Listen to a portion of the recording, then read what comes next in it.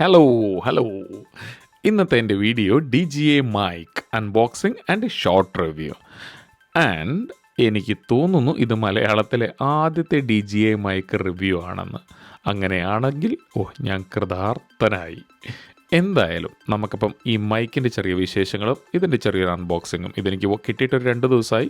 അപ്പം അതിനെക്കുറിച്ചുള്ള ചെറിയൊരു ഇൻഫർമേഷൻസൊക്കെ ഇതിൻ്റേത് എങ്ങനെയുണ്ട്, എന്താണ് ഇതിൻ്റെ മെയിൻ ഫീച്ചേഴ്സ് എന്നുള്ളതിനെക്കുറിച്ചൊക്കെ നമുക്കൊന്ന് ചെറുതായിട്ടൊന്ന് പഠിക്കാം.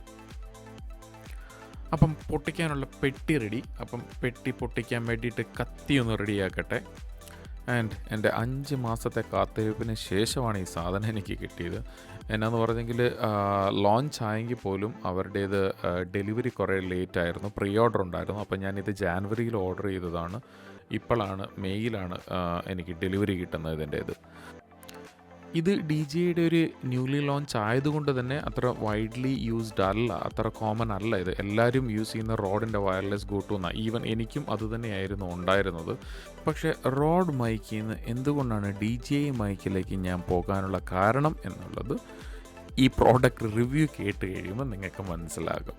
യെസ്, അപ്പം പെട്ടി പൊട്ടിച്ചു. ഇത് ആ പെട്ടിക്കകത്ത് എന്തൊക്കെയുണ്ട് എന്നുള്ളതിൻ്റെ ഒരു ഇൻഫോ ആൻഡ് ഒരു വാറൻറ്റിയുടെ ഒരു QR കോഡാണ്. ആൻഡ് നല്ലൊരു ക്യാരിങ് പൗച്ചാണ് അവർ തന്നിരിക്കുന്നത്. ആൻഡ് ഇതിൻ്റെ വിൻഡ് സ്ക്രീൻ രണ്ട് ട്രാൻസ്മിറ്റർ ഉള്ളതുകൊണ്ട് 2 വിൻഡ് സ്ക്രീൻസ് ഉണ്ട്.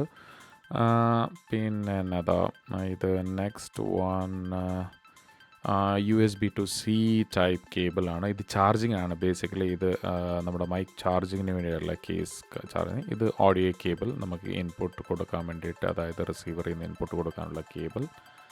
ആൻഡ് ഇതിൻ്റേത് ക്വിക്ക് ഗൈഡും പിന്നെ എന്നതാണ് വാറൻറ്റി പേപ്പറും ആണെന്ന് തോന്നുന്നു.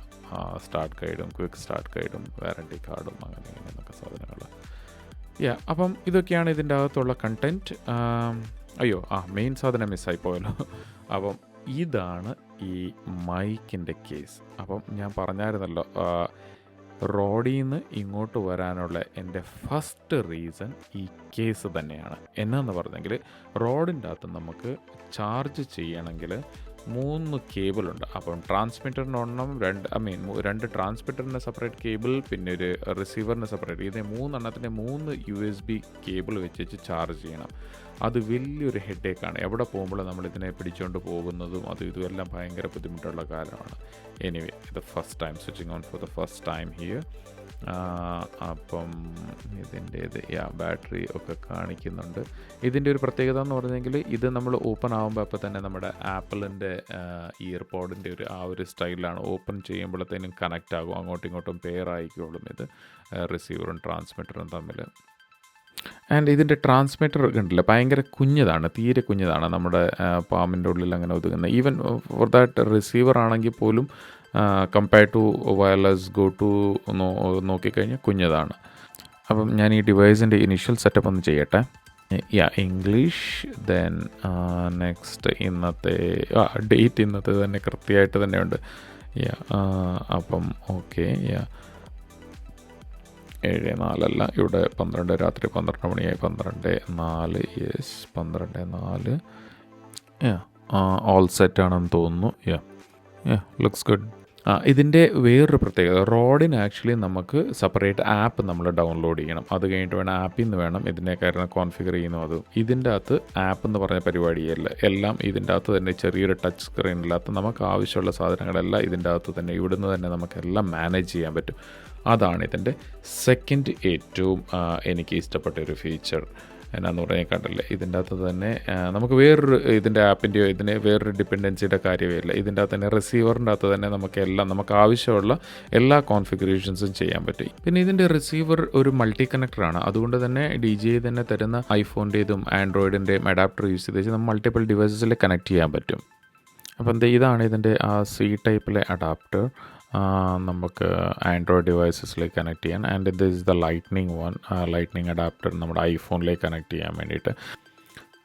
അങ്ങനെ ഇത് നമ്മുടെ റിസീവറിൻ്റെ ഹോട്ട് ഷൂ ആണ്. നമുക്ക് ക്യാമറയിലേക്ക് ക്ലിപ്പ് ചെയ്യാൻ വേണ്ടിയിട്ടാണ്.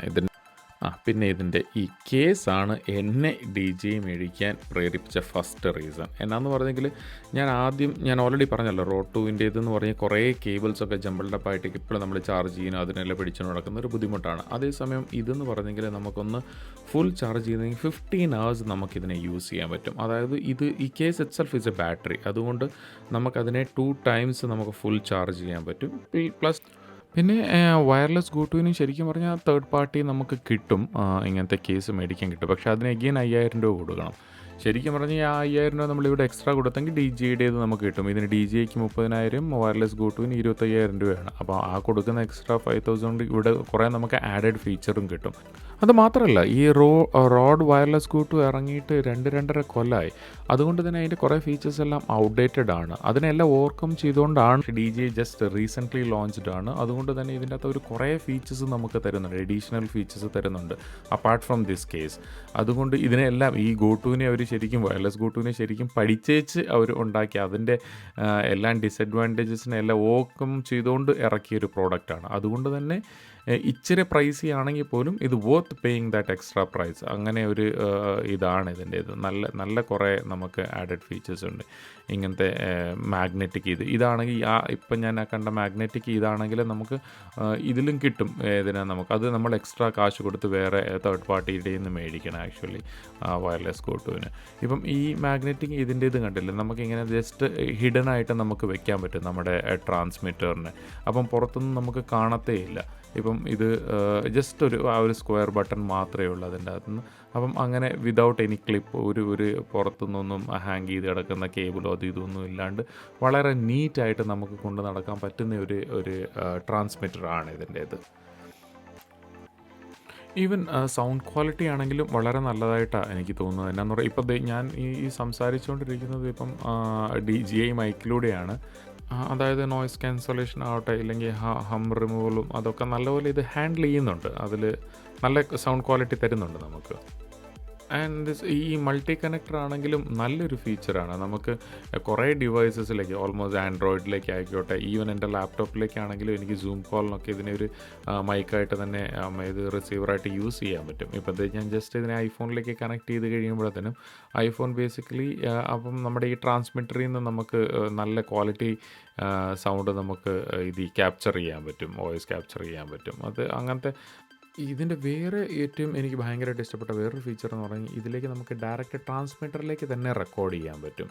വിതൗട്ട് റിസീവർ നമുക്ക് നേരെ ഇതിൻ്റെ ട്രാൻസ്മിറ്ററിലേക്ക് തന്നെ. അതിൻ്റെ അകത്ത് 15 hours ഓഫ് സ്റ്റോറേജ് സ്പേസ് ഉണ്ട്. അപ്പം അതിലും ഒരു രസം എന്ന് പറഞ്ഞാൽ നമുക്കിതിനെ നേരെ പ്ലഗ് ഇൻ പ്ലേ ആണ്. നമുക്ക് ഇതിലേക്ക് ഈ ട്രാൻസ്മിറ്ററിനെ നമ്മുടെ ലാപ്ടോപ്പിലേക്ക് നമുക്ക് കണക്ട് ചെയ്ത് കഴിഞ്ഞാൽ ഇമ്മീഡിയറ്റ് ആയിട്ട് നമുക്ക് ആക്ച്വലി അതിനെ ആ ഫയൽസിനെ നമുക്ക് റിട്രീവ് ചെയ്യാൻ പറ്റും. വേറെ യാതൊരു സോഫ്റ്റ്വെയറോ, അതായത് വയർലെസ് ഗോട്ടു ആണെങ്കിൽ നമുക്ക് വേറെ സോഫ്റ്റ്വെയർ വെച്ചേച്ച് അതിൽ നിന്ന് പിന്നെ നമ്മൾ ഇൻഡിവിജ്വൽ ഓരോരോ ഫയൽസിനെ നമുക്ക് എക്സ്പോർട്ട് ചെയ്യണം.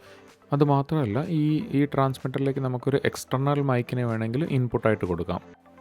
ഇനിയൊരു ഇതിൻ്റെ ഒരു ഏറ്റവും വലിയ അഡ്വാൻറ്റേജ് എന്ന് പറഞ്ഞാൽ ഇതിൻ്റെ റിസീവറിൻ്റെ അകത്ത് തന്നെയാണ് ഹെഡ്ഫോണിലേക്കുള്ള ഔട്ടുള്ളത്. അപ്പോൾ നമുക്ക് നമ്മുടെ റിസീവ് ചെയ്യുന്നത് സൗണ്ട് എങ്ങനെയാണെന്നുള്ളത് ഇതിൻ്റെ റിസീവറിൽ നിന്ന് തന്നെ കിട്ടും. നമുക്ക് ക്യാമറയിലേക്ക് വേറെ ഡിവൈസസിലേക്ക് കണക്ട് ചെയ്ത് അതിൽ നിന്ന് മിറർ ചെയ്യേണ്ട കാര്യമില്ല. നമുക്ക് ലൈവായിട്ട് എങ്ങനെയാണ് വരുന്നത് അത് അതേമാതിരി നമുക്ക് ഡയറക്റ്റായിട്ട് അവിടെ കിട്ടും. പിന്നെ ഏറ്റവും എനിക്ക് ഇതിനെ അട്രാക്റ്റ് ചെയ്യാനുള്ള വേറൊരു റീസൺ, ഇതിൻ്റെ ഡിസ്പ്ലേ ആക്ച്വലി ഫ്രണ്ട് ഫേസിങ് ആണ്. അതുകൊണ്ട് തന്നെ നമുക്ക് ആക്ച്വലി നമ്മൾ റെക്കോർഡ് ചെയ്യുമ്പോൾ ഇപ്പോൾ ഇങ്ങനെ നിന്നുകൊണ്ട് നമ്മൾ ഫേസ് ചെയ്തുകൊണ്ട് റെക്കോർഡ് ചെയ്യുമ്പോൾ നമുക്ക് ക്ലിയർ ആയിട്ട് കാണും ഇത് എന്നതാണ്, റെക്കോർഡിംഗ് ആണോ, വോയിസിൻ്റെ ലെവൽസൊക്കെ കറക്റ്റ് ആണോ എന്ന് കൃത്യമായിട്ട് കാണാൻ പറ്റും.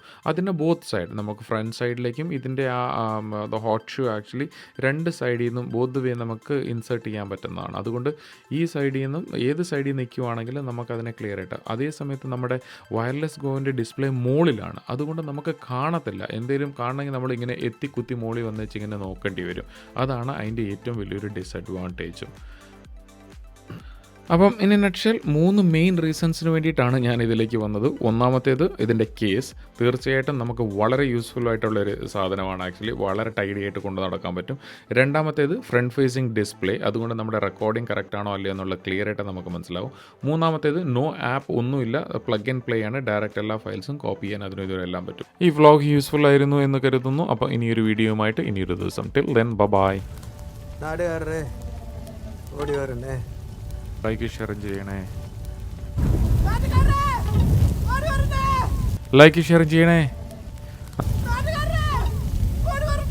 ലൈക്ക് ഷെയറും ചെയ്യണേ. ലൈക്ക് ഷെയറും ചെയ്യണേ. ലൈക്ക് ഷെയറും ചെയ്യണേ.